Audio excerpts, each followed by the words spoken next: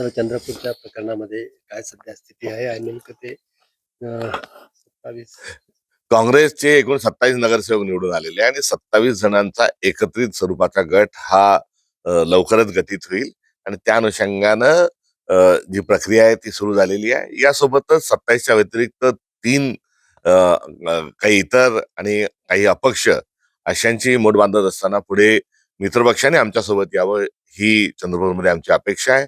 उभाटाचे नगरसेवक हे आमच्यासोबत यावे यासाठी पक्ष पातळीवर चर्चा सुरू आहे.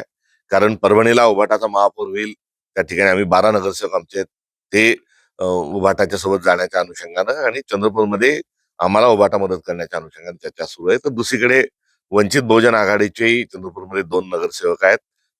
वंचित आघाडी देखील आमचा मित्रपक्ष या नात्यानं ते आमच्यासोबत आले पाहिजे, अशा पद्धतीची एक चर्चा पक्षात सुरू आहे आणि काँग्रेसचा महापौर त्या ठिकाणी निश्चित स्वरूपाचा बसेल ही आपल्याला या निमित्ताने खात्री द्यावीशी वाटते. आमचे 2 नेते मान्य खासदार आणि आमचे विधिमंडळातील गटनेते 2 मतबंध मंडळ नेते त्या ठिकाणी आहेत.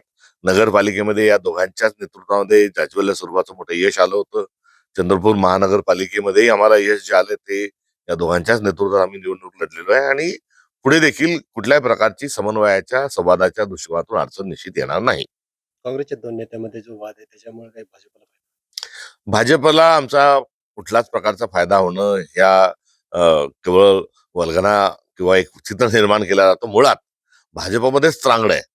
3-4 गट झालेले आहेत आणि या गटाचाच फायदा काँग्रेसला होण्याची शक्यता नाकारता येत नाही.